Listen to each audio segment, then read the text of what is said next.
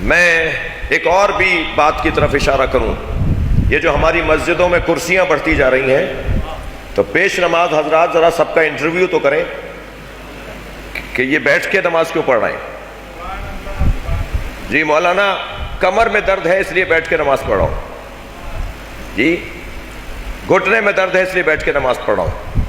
تو ہر ایک کو خود اللہ کو جواب دینا ہے کہ واقعی ایسا ہے. میں ایک آزمانے کا ذریعہ بتا دیتا ہوں. یہ جو بیٹھ کر کرسی پہ نماز پڑھیں، مسجدوں میں ہمارے ہاں کرسیاں بڑھتی جا رہی ہیں، تو پیش نماز حضرات ذرا انٹرویو تو کریں ان کا، ان سے علیحدہ علیحدہ ملیں تو صحیح. اچھا جو بیچارہ پہلے ہی 95 سال کا ہے اس سے کیا انٹرویو ہونا ہے، لیکن جو ماشاءاللہ 40 سال کا نظر آ رہا ہے، 50 سال کا نظر آ رہا ہے، وہ بھی اگر بیٹھ کے نماز پڑھ رہا ہے تو بات تو ہو کہ بھائی آپ کو کیا مشکل ہے، نماز تو ضائع نہیں کر رہے ہو اپنی.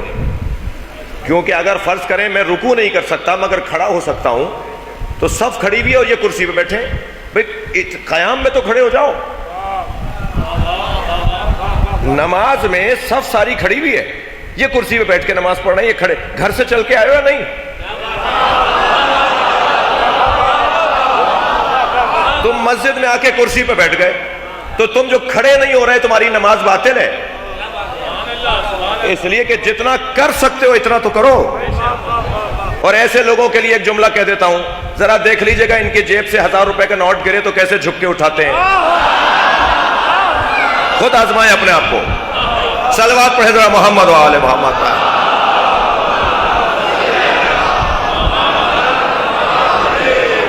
مجھے معاف کیجئے گا، میں یہ بہت اچھی بات نہیں ہو رہی. مولا سجاد فرماتے ہیں ہم اہل بیت کے لیے وہ دن بڑی مصیبت کا دن ہوتا ہے جس دن ہم کھڑے ہو کے نماز نہ پڑھیں. اور پھر فرمایا کہ میری دادی نے 3 دن تک بیٹھ کے نماز پڑھی، میرے دادا علی نے 3 دن تک بیٹھ کے نماز پڑھی، میری پھوپھی زینب نے جب بیٹھ کے نماز پڑھی تو میں نے ان سے پوچھا کہ پھوپھی اماں آپ تو عالمہ غیر معلمہ ہیں.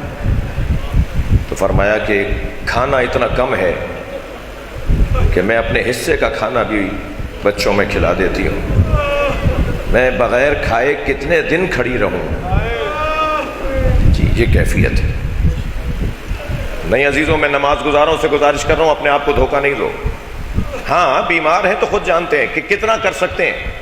سجدے میں نہیں جا سکتے مگر رکوع میں جا سکتے ہیں تو رکوع میں جاؤ. یہ کیا بات ہوئی، سجدے میں نہیں جا سکتے تو قیام بھی نہیں کر رہے، رکوع میں بھی نہیں جا رہے. جتنا کر سکتے ہو اتنا کرو گے ورنہ نماز باطل ہو جائے گی. جی پہلے ہی ہماری نمازوں کا کیا حال ہے، کیا حال ہے ہماری نمازوں کا. بے حال نماز ہے، بے حال نمازوں میں بھی یہ حال. تو کچھ تو کوئی اہمیت جو اللہ نے نماز کی فضیلت رکھی ہے اس کی طرف توجہ چاہوں گا.